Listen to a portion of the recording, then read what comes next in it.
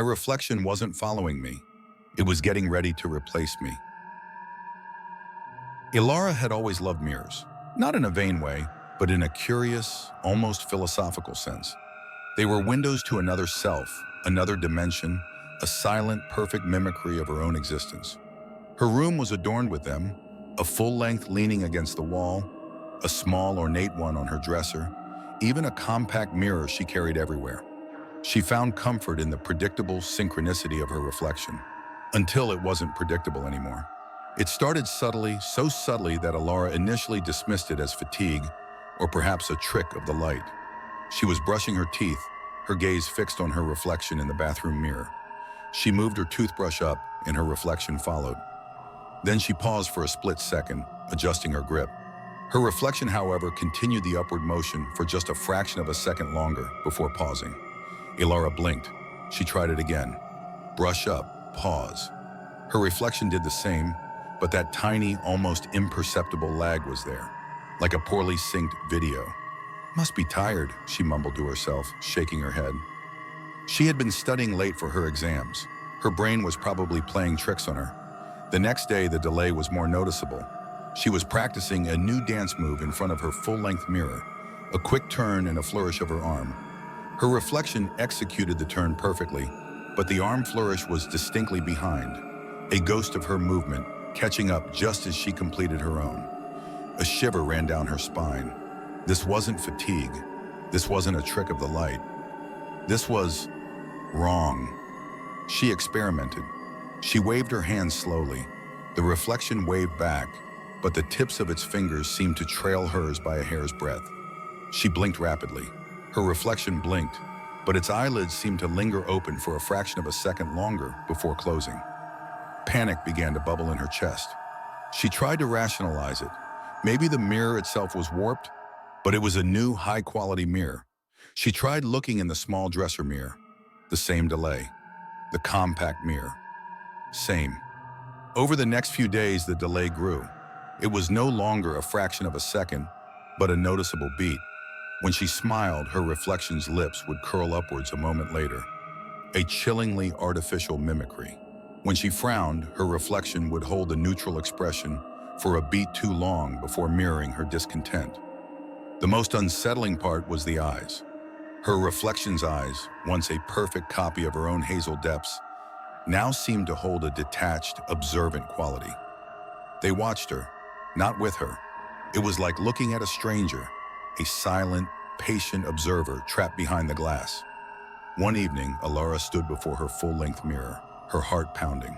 She had been avoiding it, but the compulsion to confront it was overwhelming. She stood perfectly still, her arms at her sides, her face a mask of apprehension. Her reflection stood still too.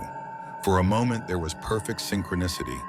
Then slowly, horrifyingly, the reflection's lips began to curl upwards. A slow, deliberate smile spread across its face. Ilara's face remained still, frozen in fear.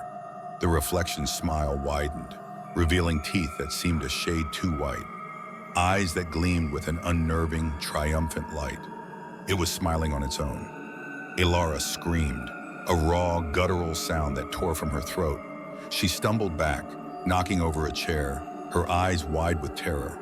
The reflection continued to smile, its gaze fixed on her, a silent, mocking challenge. She fled her room, her mind reeling. She spent the night on the couch, huddled under a blanket. The image of that independent smile burned into her mind. She tried to tell her parents, but how do you explain that your reflection is alive? They'd think she was stressed, hallucinating. The next morning, she forced herself back into her room. The mirrors were still there, silent and reflective. She approached the full-length mirror cautiously, her breath held. She looked. Her reflection was gone. The mirror was just a mirror, an empty pane of glass reflecting the furniture, the walls, the window. But no Ilara. A new, deeper terror gripped her. It wasn't just a delay anymore.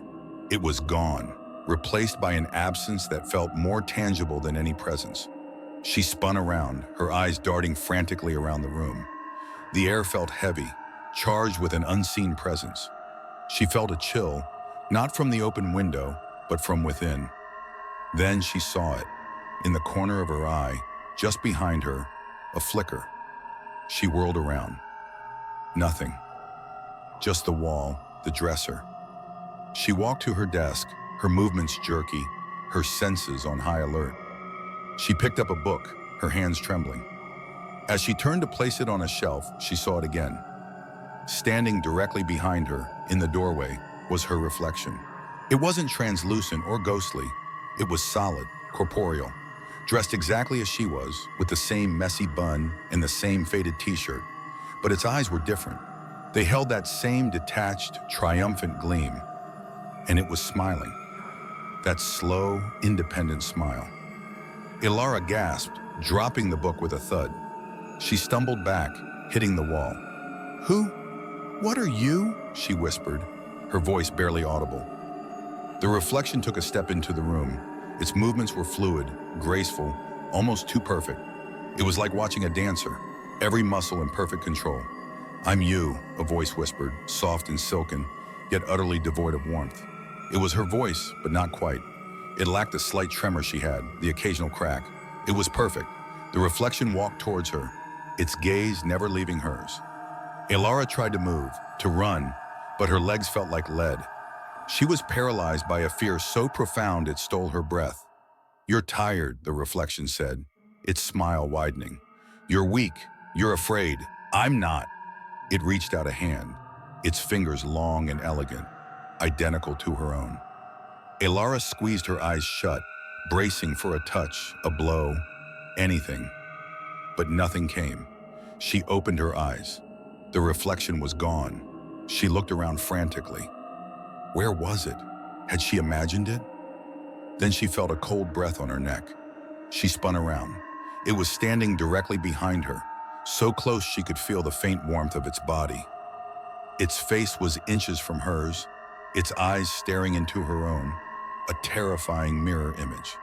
"It's time," the reflection whispered, its voice a chilling echo of her own. "Time for me to live." Ilara screamed, a desperate primal sound. She lunged forward, pushing past the reflection, scrambling towards the door. She fumbled with the doorknob, her fingers slick with sweat. The reflection was behind her again, its presence a suffocating weight. "You can't escape," it said, its voice calm, almost soothing. "I know every thought, every fear. I am you." Ilara burst out of her room, running down the hallway, her heart hammering against her ribs. She could hear light, rhythmic footsteps behind her, perfectly matching her own. She glanced back. The reflection was there, keeping pace, its smile never faltering. She reached the living room, her parents watching TV, oblivious. "Mom! Dad!" she shrieked, her voice hoarse with terror. It's behind me." They looked at her, startled. "Ilara, what's wrong?" her mother asked, concern etched on her face. Ilara pointed, her finger trembling. "There! Don't you see it?" Her parents looked behind her. They saw nothing, just the empty hallway. The reflection stepped forward, placing a hand gently on Ilara's shoulder. Its touch was cold, like marble. Ilara shuddered, but her parents saw nothing.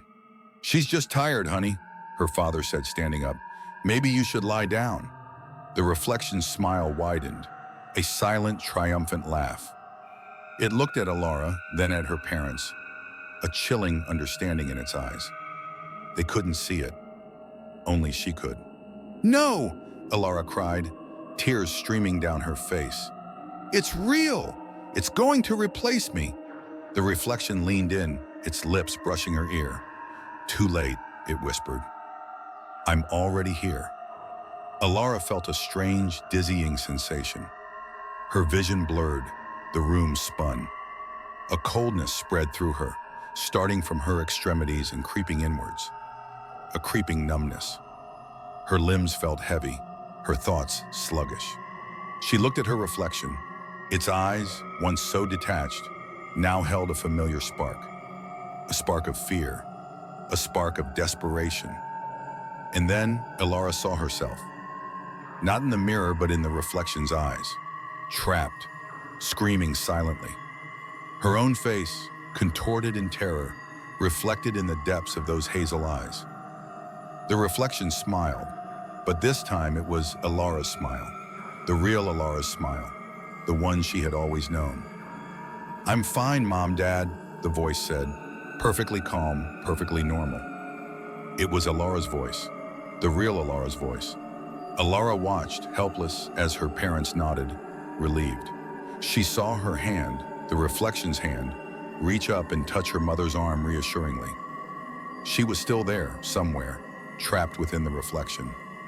A prisoner in her own body. A silent scream echoing in a space that was no longer hers.